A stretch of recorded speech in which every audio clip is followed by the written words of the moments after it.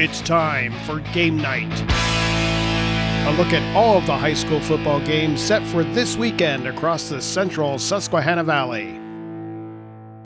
Hello and welcome to Week 11 of our Game Night High School Football Podcast. I'm Daily Item Sports Editor Kurt Ritzman. I'm joined by football writer Todd Hummel, and we're in the playoffs. Playoffs? That's right. We're talking playoffs, Coach Mora.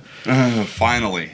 Well, we were looking up the District 4 playoffs. There's one game this week between teams with a winning record. That doesn't quite sound like playoffs to me. No. But that's not even a game in our coverage area. That's Canton and Muncie, or was it Canton and Muncie? Yeah, Sarah and Muncie in the 2-3 game in Class A. So, final thoughts on the regular season? Anything stick out to you from Week 10? I was over at the Little Brown Jug game, Lewisburg and Mifflinburg. That was kind of interesting to me just for the fact that, you look at Lewisburg's defense did not play terribly in that game, and you look at the offensive numbers, Lewisburg clearly outgained Mifflinburg, but there was a couple of big plays in the game. Early in the first quarter, Lewisburg hit what looked like was going to be a touchdown on their opening drive, and Kenny Strobridge, a senior for Mifflinburg, chased down Gavin Sheriff at the 3-yard line, and that ended up in a fumble that Mifflinburg recovered and stopped Lewisburg from scoring, and I talked to Kenny a little bit about that play after the game. Take me through that first long pass. Did you think he was getting away from you? Yeah, I thought he was getting away from me. When did you realize you might have a shot at him? Oh, it was like very close to him. Yeah. Did you think that would be such a huge play in the game at that point? I did at that moment, but I got it there. All right.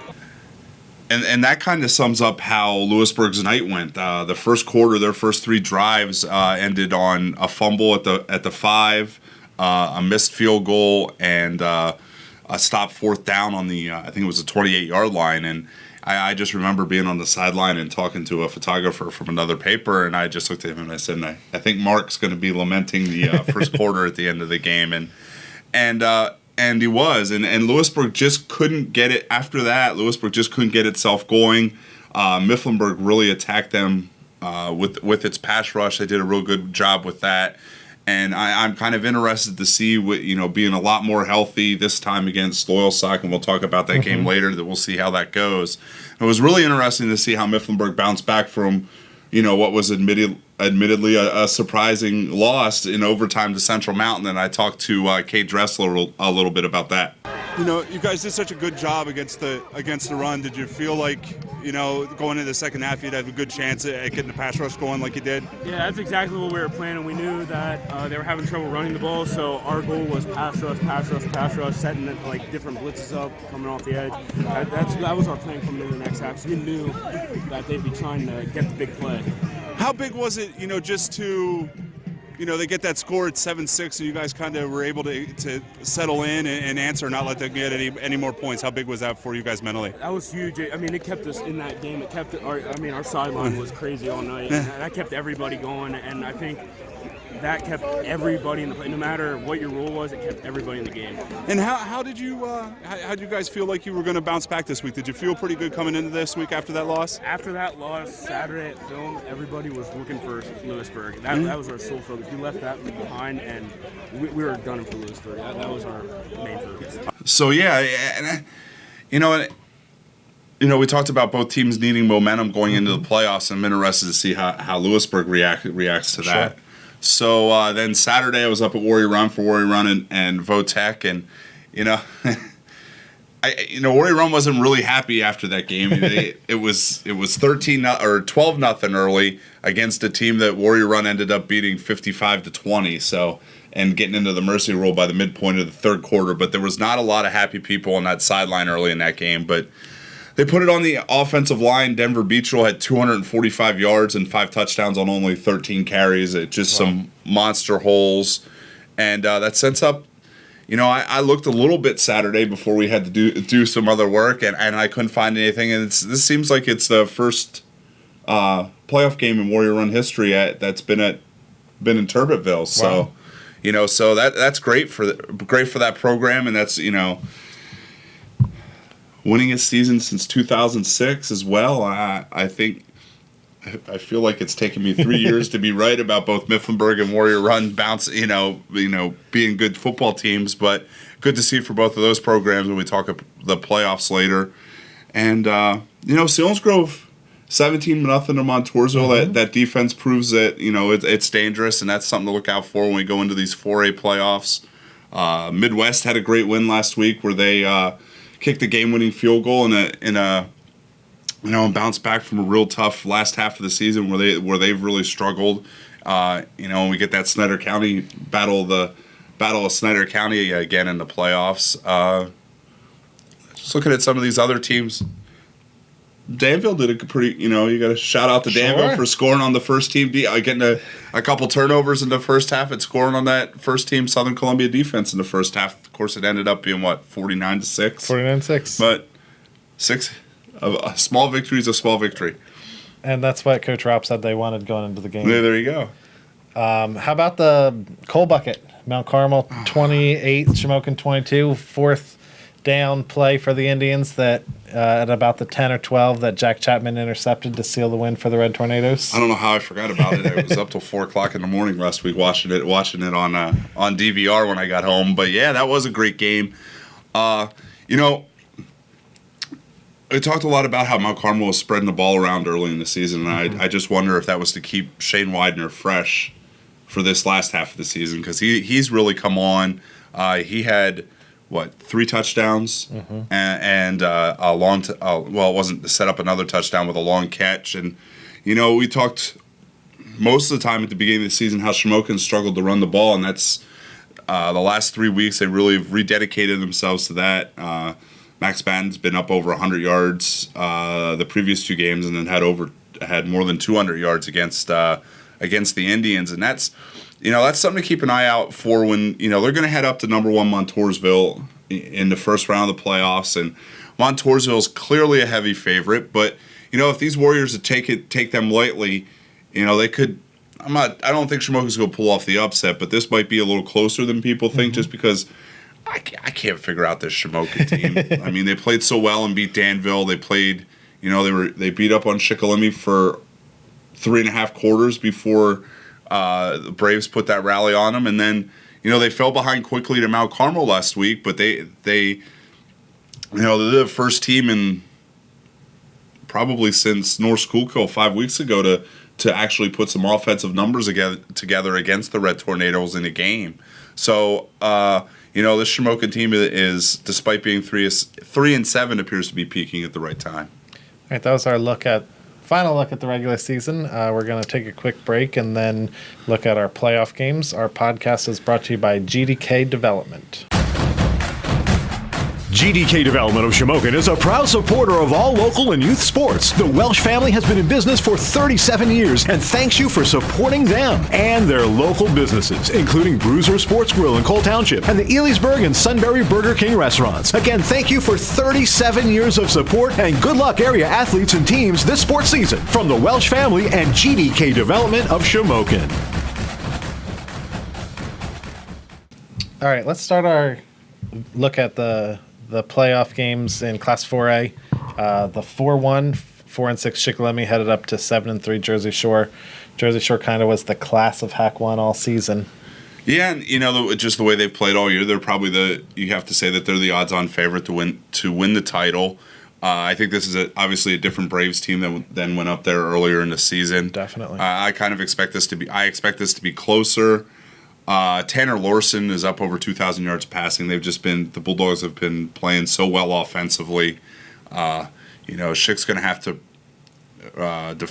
really defend the pass. They have a wide variety of weapons on the outside. The Westland kid, or Stanton Westland, has 10 touchdown catches.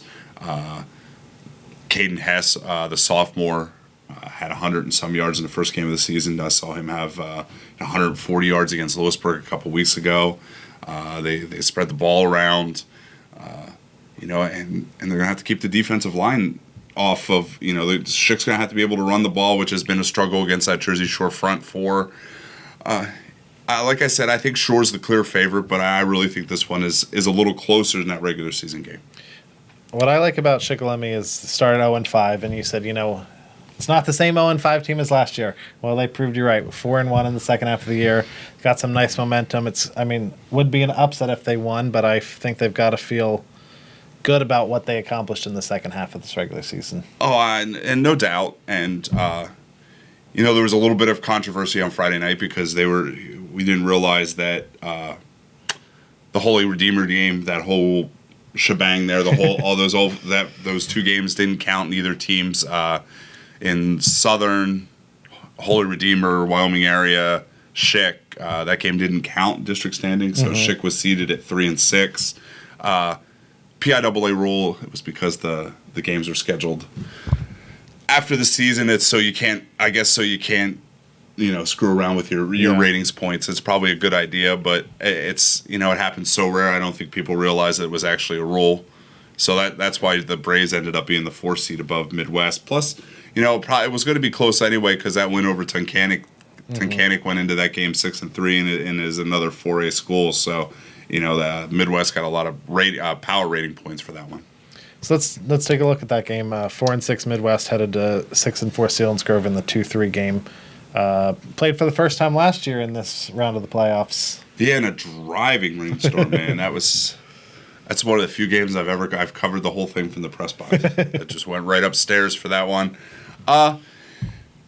It's going to be interesting in the fact that Midwest is going to have to figure out a way to score in the Selinsgrove defense. When they've played the Jim Thorpes and not some of their bigger schools they've struggled a little bit offensively. They're going to have to be balanced, which is something they've searched for all season. And it seems like since they've switched quarterbacks to Christian Register, that the passing game has been a little more consistent. Brother Gabe has 3 straight games over 100 yards, so the Seals are going to have to look out for that. And the Seals offense is going to have to get on track and be a little more consistent than it has been at times against some of these teams. Got shut out last week. Really didn't get much going on either side of the ball. This Midwest defense isn't the Montoursville defense, obviously, but this Midwest defense isn't bad, especially up front and with Trey Lawver in the middle there at linebacker.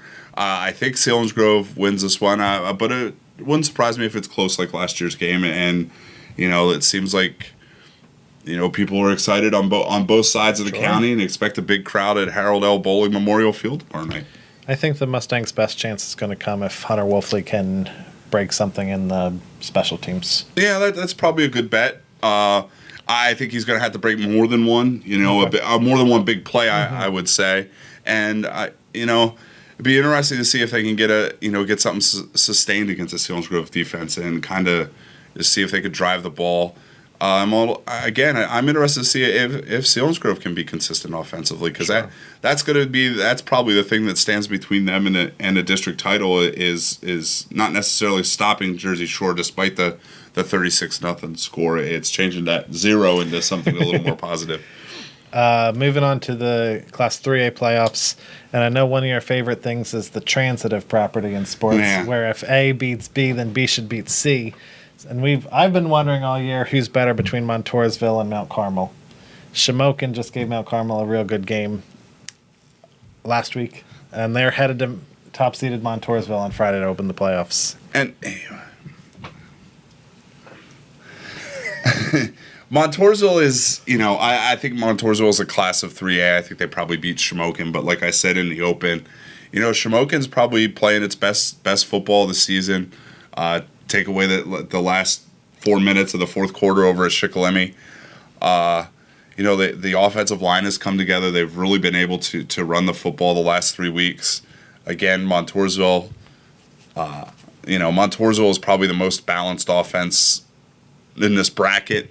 So you can't take any one thing away from the Warriors. And the Selinsgrove defense did a great job last week, allowing only 17 points. Jackson Delina, if you saw the highlights of that game, made a spectacular one-handed catch for that first touchdown, and then it was a 10-0 game until the fourth quarter. So I think if Shamokin is able to run the ball and kind of keep that offense off the field, they should be able to keep it close. But I think Montoursville gets this one.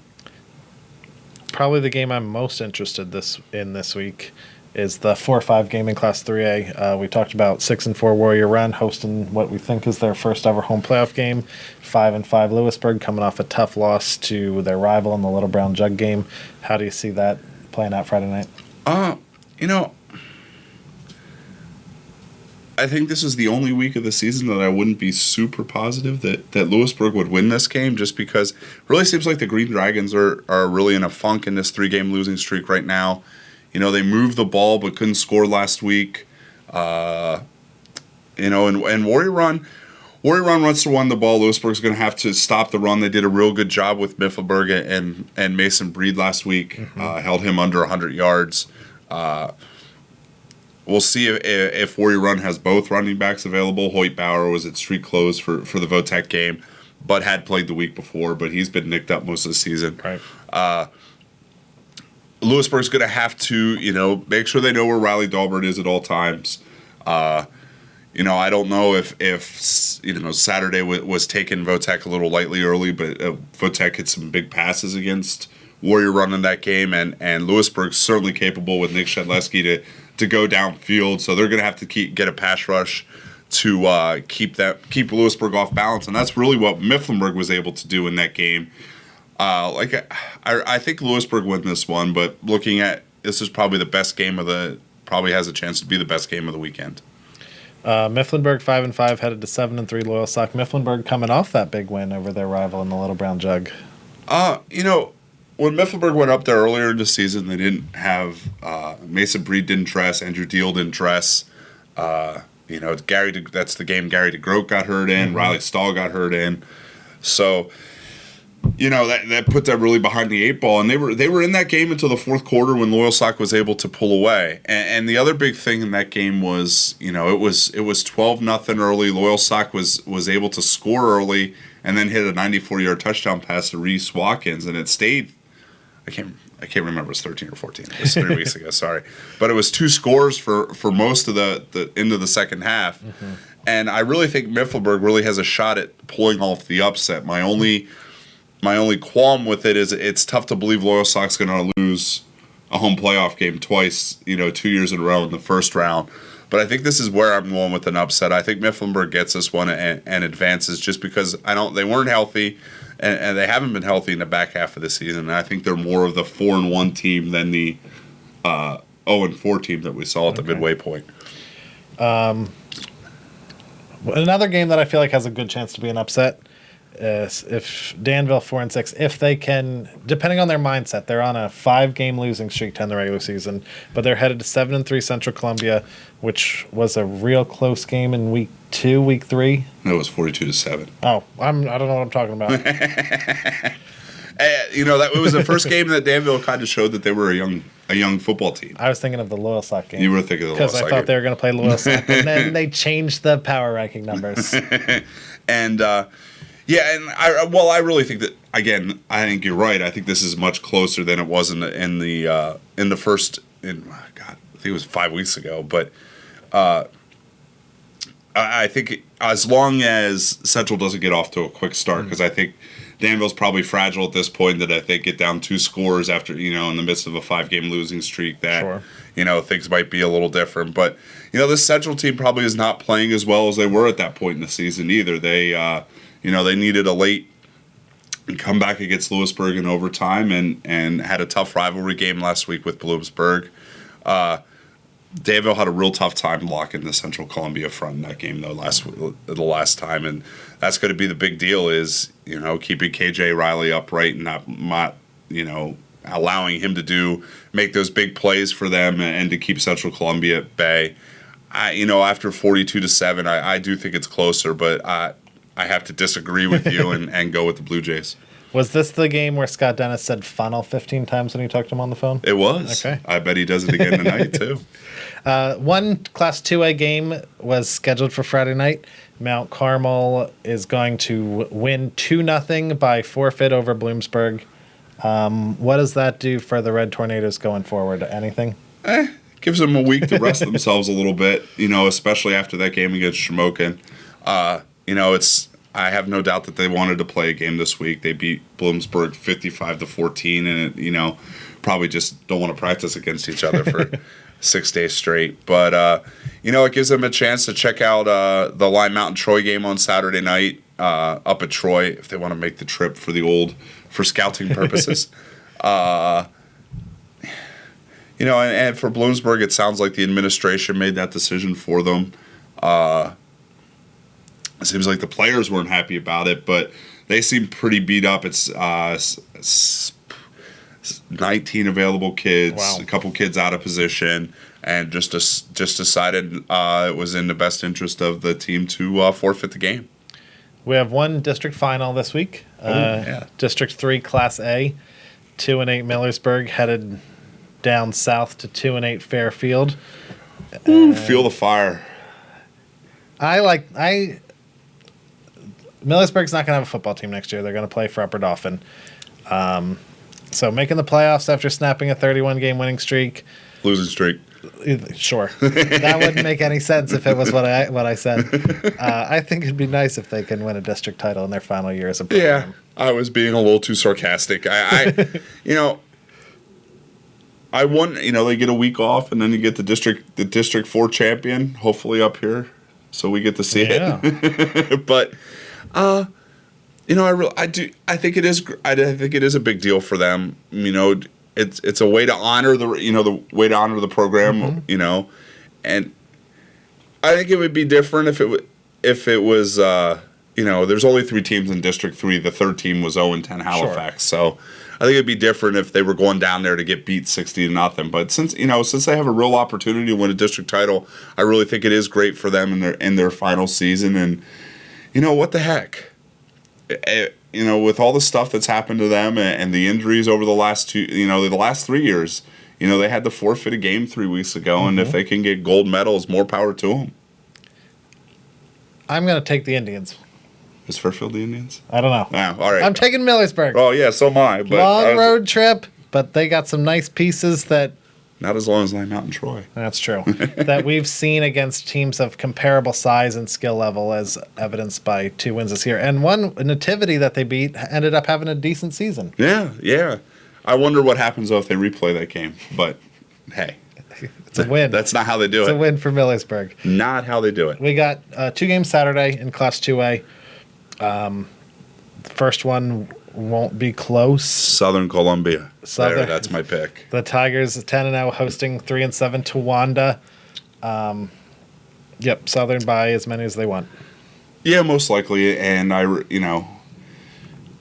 big thing now is staying healthy for the rest of the season. They get the winner of who do they get the winner of? I don't know. that's North Penn, Mansfield, and Wellsboro.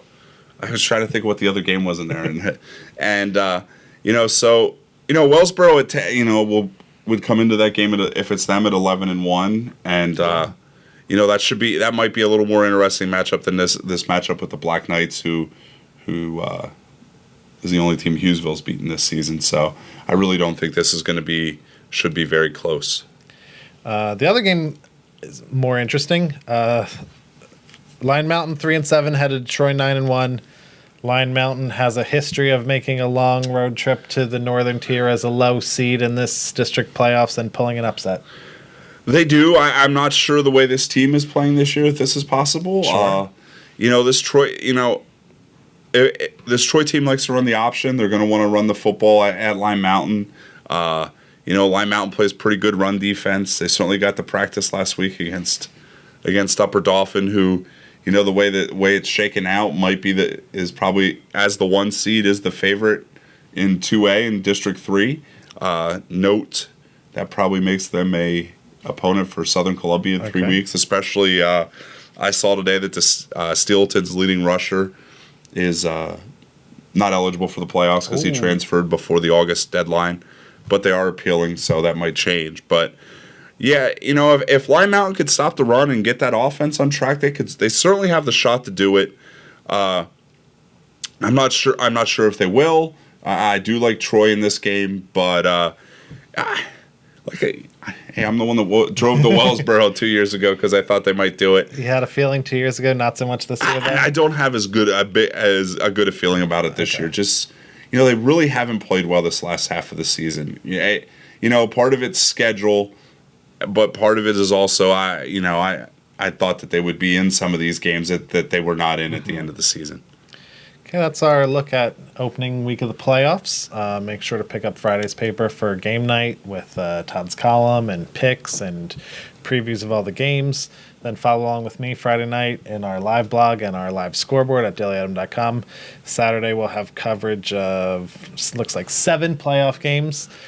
Sunday we'll have coverage of 2. And then Monday we'll have the high school football notebook with interesting tidbits from all 9 games that are played. And we'll be back next week to preview Week 12. Thanks for watching. Thank you. GDK Development of Shamokin is a proud supporter of all local and youth sports. The Welsh family has been in business for 37 years and thanks you for supporting them and their local businesses, including Bruiser Sports Grill in Cole Township and the Elysburg and Sunbury Burger King restaurants. Again, thank you for 37 years of support and good luck area athletes and teams this sports season from the Welsh family and GDK Development of Shamokin.